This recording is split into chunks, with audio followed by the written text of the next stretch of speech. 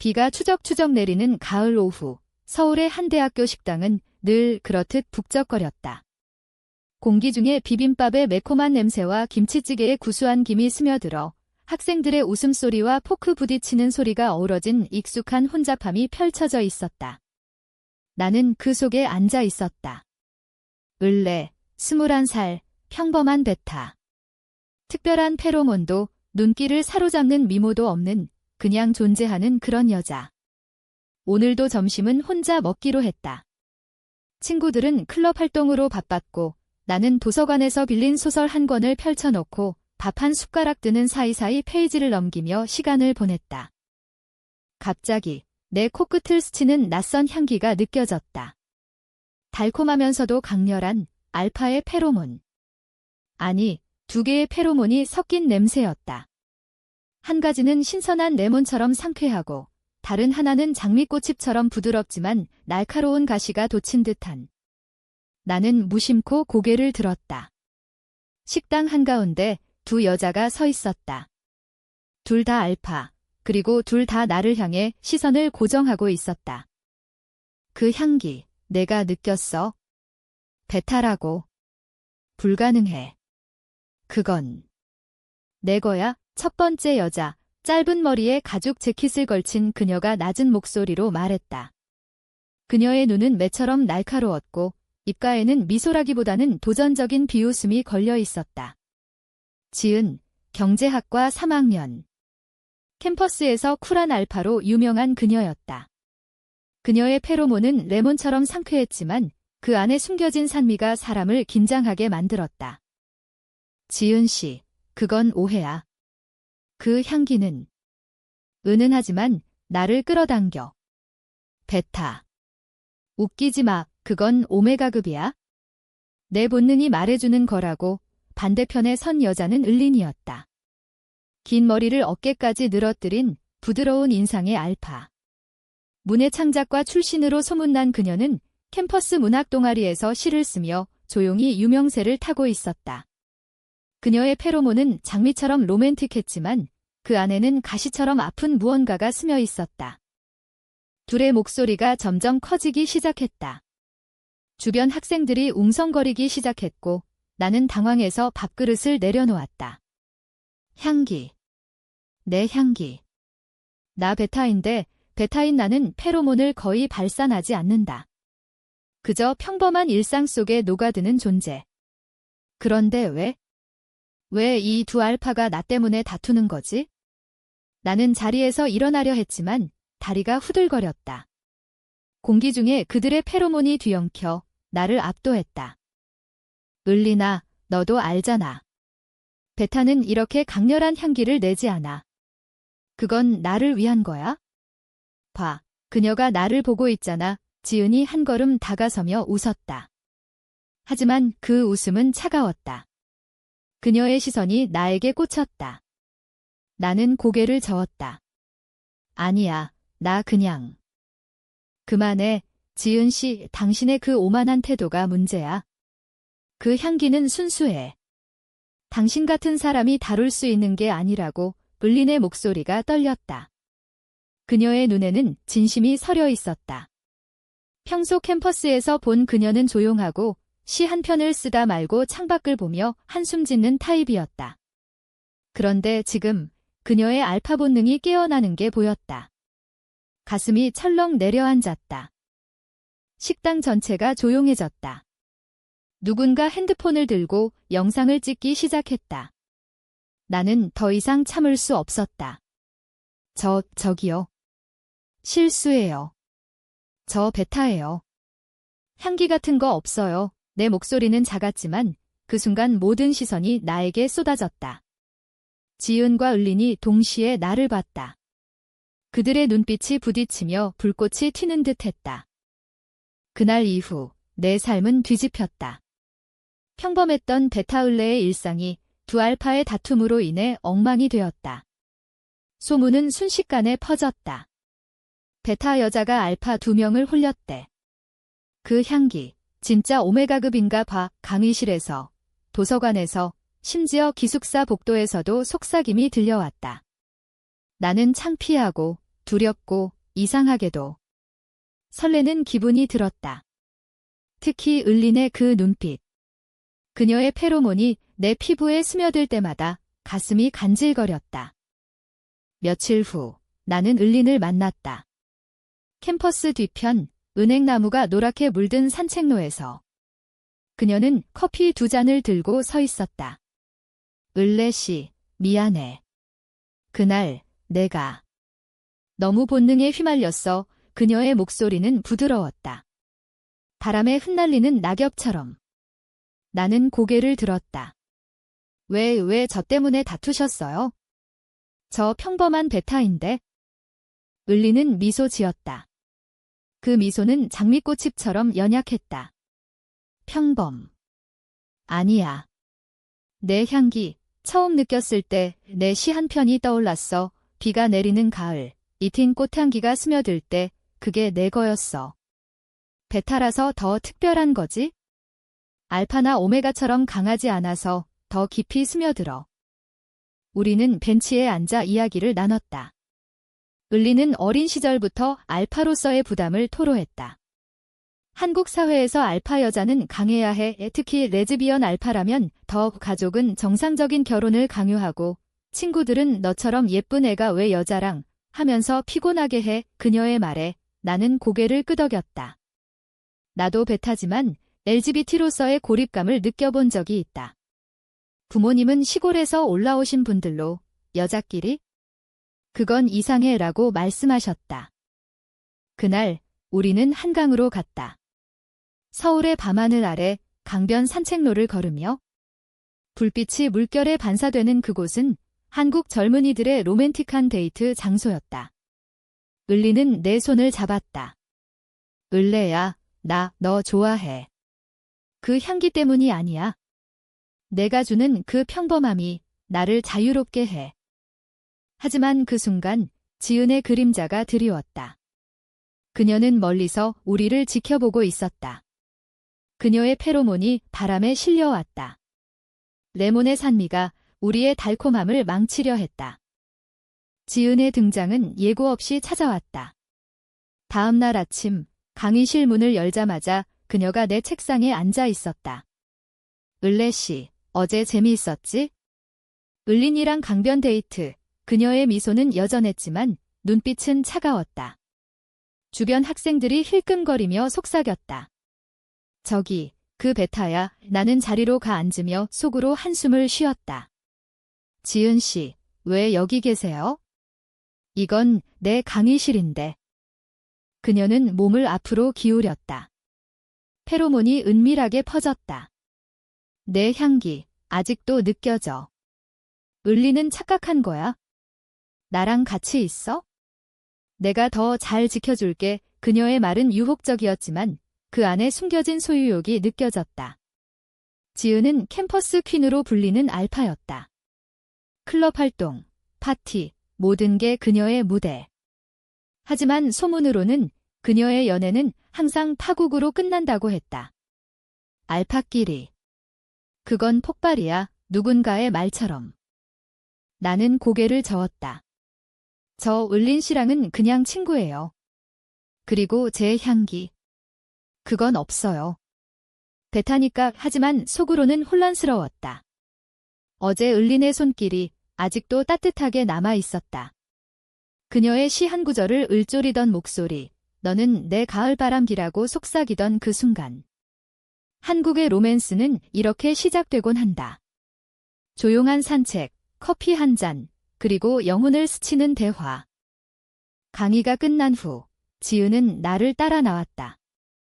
오늘 저녁 같이 먹자. 홍대 쪽 골목 식당. 내가 예약했어. 그녀의 제안은 거절하기 어려웠다. 알파의 페로몬이 나를 압도했다. 베타인 나는 그런 힘에 약했다.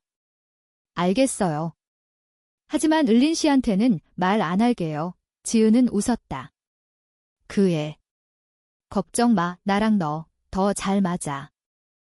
홍대 골목은 서울의 젊은 에너지가 살아 숨쉬는 곳이었다. 네온 사인이 번쩍이는 거리, 스트리트 푸드 냄새가 진동하는 그곳에서 우리는 작은 고깃집에 앉았다. 삼겹살이 지글지글 구워지는 소리, 소주잔이 부딪히는 청아한 음향. 지은은 술을 따르며 이야기를 시작했다. 나 알파지만 레즈비언으로 사는 게 쉽지 않아. 가족은 후계자라면서 남자랑 결혼하라고 해. 그런데 너? 내 향기 느꼈을 때 처음으로 자유로웠어. 베타라서 강제되지 않아. 그녀의 고백은 진심처럼 들렸다.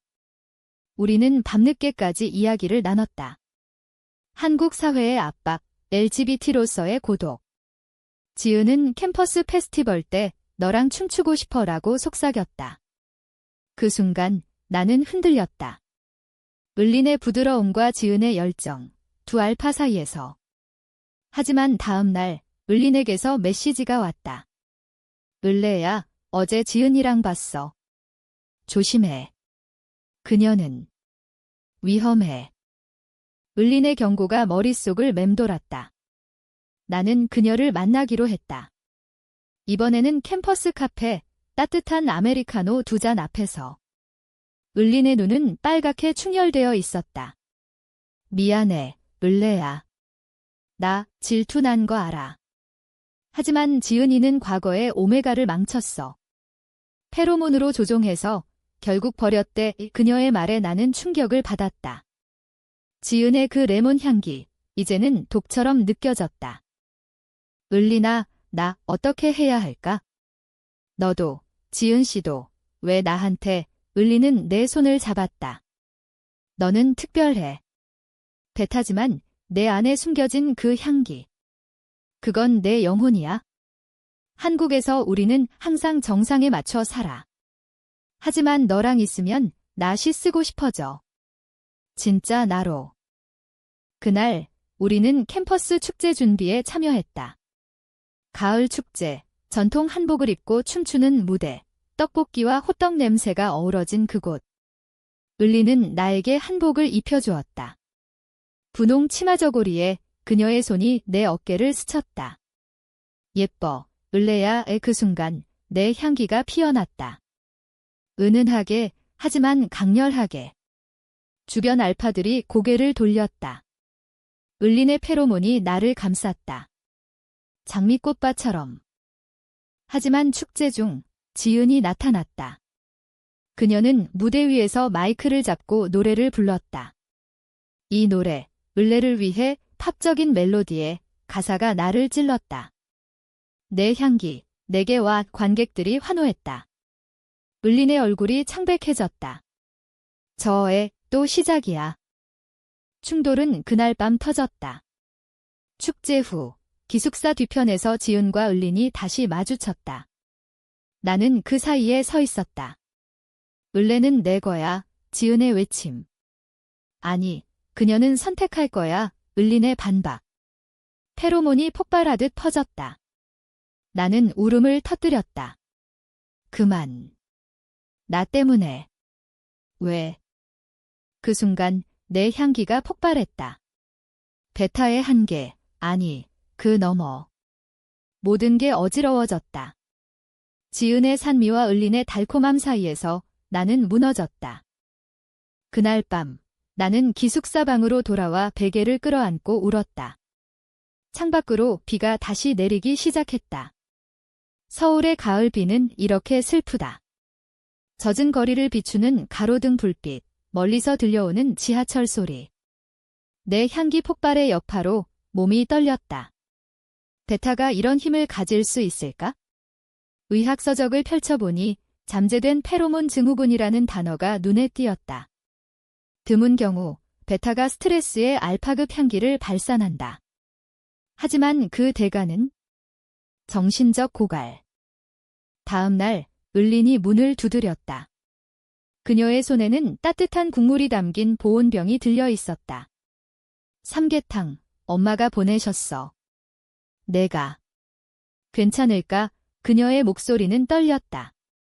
나는 문을 열고 그녀를 안았다. 을린아, 나 무서워. 그 향기, 왜 나한테? 우리는 방 안으로 들어가 앉았다.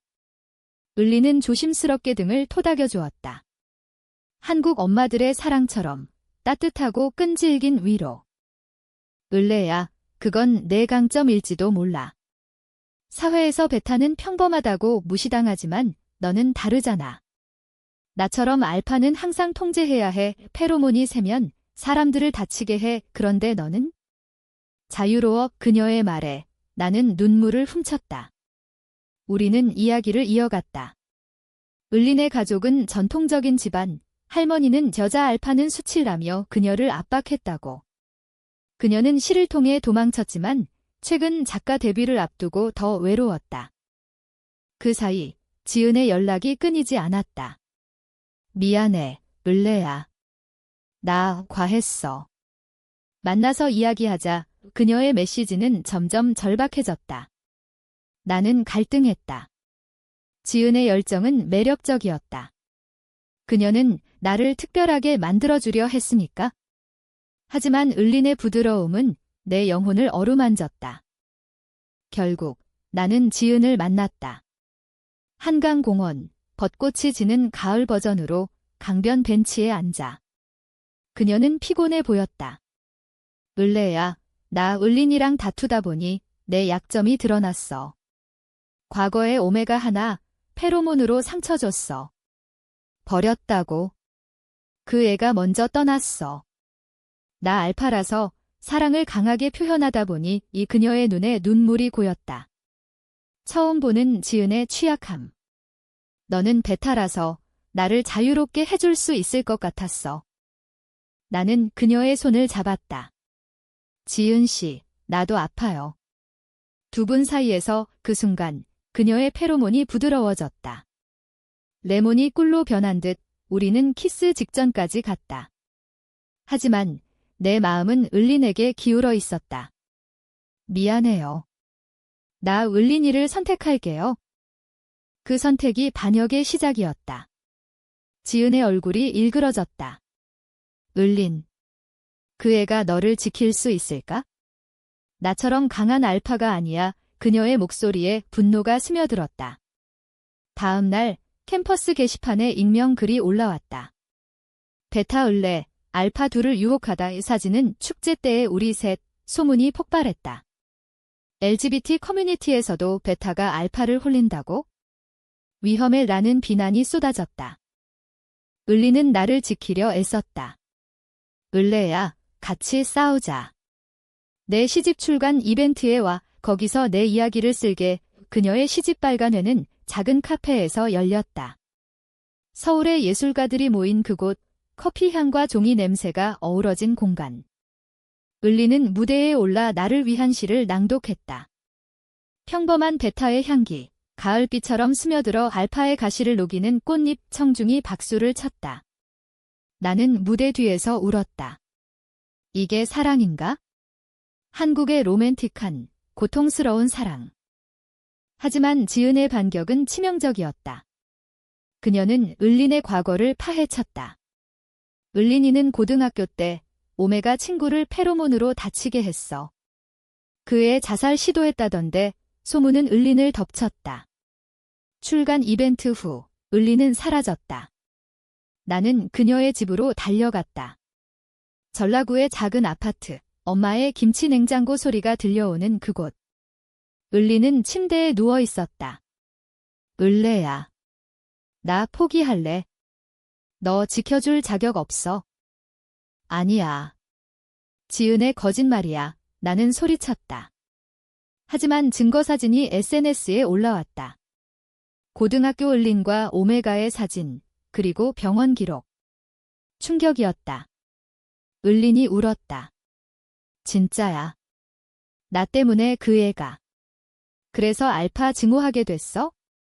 그런데 너 만나서 다시 사랑하고 싶어졌어. 반역의 고통이 우리를 찢었다. 지은은 마지막 통보를 보냈다. 을래야, 나랑 도망가자. 서울 떠나서 새삼. 겨울이 다가오고 있었다. 서울의 거리는 크리스마스 조명으로 물들었지만 내 마음은 차가웠다. 지은의 제안, 을린의 고백, 내 향기의 비밀. 모든 게 얽혀 풀리지 않았다. 나는 혼자 한강 다리를 걸었다. 바람이 매섭게 불어오는 그곳, 강물 아래로 도시의 불빛이 반사되는. 한국의 겨울 로맨스는 이렇게 쓸쓸하다. 연인들의 손잡는 모습 사이에 홀로 서 있는 그림자들. 결국 나는 지은을 만났다. 인사동의 전통 찻집, 따뜻한 유자차 앞에서. 그녀는 차분해 보였다. 을래야, 나 후회해. 소문을 퍼뜨린 거 미안. 질투 때문에 그녀의 고백은 예상 외였다. 나 알파지만 레즈비언으로서의 외로움이 컸어. 가족은 나를 실패작이라고 하고 연애는 항상 파괴적이었어. 너의 향기, 그 평범함이 나를 구원할 줄 알았어. 나는 눈물을 흘렸다. 지은 씨, 당신도 아파요. 하지만 나 을린이를 사랑해요. 지은은 고개를 끄덕였다. 알아. 그럼 가. 하지만 약속해. 행복하게 살아. 이 그녀의 페로몬이 사라졌다. 레몬 향이 자유로워진 공기처럼. 을린을 찾는 건 쉽지 않았다. 그녀는 시골집으로 내려갔다는 소문. 나는 KTX를 타고 부산으로 향했다. 창밖으로 스치는 동해 바다, 파도 소리가 내 마음을 달랬다. 부산의 작은 마을, 을린의 집은 바다를 마주한 초가집이었다. 할머니의 유산처럼 전통적인 한국집 문을 두드리자 을린의 엄마가 나왔다. 을래씨. 을린이 기다렸어요. 을린은 해변에 서 있었다. 모래사장에서 파도에 발을 담그며. 을래야. 어떻게 왔어? 그녀의 눈은 부은 채였다. 나는 달려가 안았다. 너 없이 못 살아. 내 시, 내 향기, 내 모든 게 필요해. 우리는 서로를 끌어안았다. 바다 바람이 우리를 감쌌다. 미안해, 을래야. 내 과거. 하지만 이제 털어내. 너 덕분에. 그날 우리는 이야기를 나눴다. 을린의 과거 오메가 사건은 사고였다. 페로몬 과다로 인한, 하지만 을린의 탓이 아니었다. 지은의 왜곡된 소문. 우리는 함께 서울로 돌아갔다. 도중에 지은에게서 연락이 왔다. 미안. 진실을 밝힐게. 우리 셋 친구로 지내자. 캠퍼스에 돌아온 우리는 LGBT 모임에 참여했다. 작은 서클에서 한국 사회의 편견을 이야기하는 그곳. 베타 알파 사랑. 가능해요. 우리의 이야기가 용기를 주었다. 내 향기는 더 이상 비밀이 아니었다. 그것은 우리 사랑의 증거. 봄이 왔다. 벚꽃이 피는 캠퍼스, 을린의 시집 두판 발간회. 지은도 왔다. 새 여자의 미소. 평범한 베타였지만 이제는 아니야. 사랑으로 피어난 꽃 을린의 시가 끝났다. 나는 그녀의 손을 잡았다. 영원히. 한국의 사회는 여전히 가혹하지만 우리 사랑은 그 안에서 피어났다. 인간적으로, 로맨틱하게, 그리고 용서로.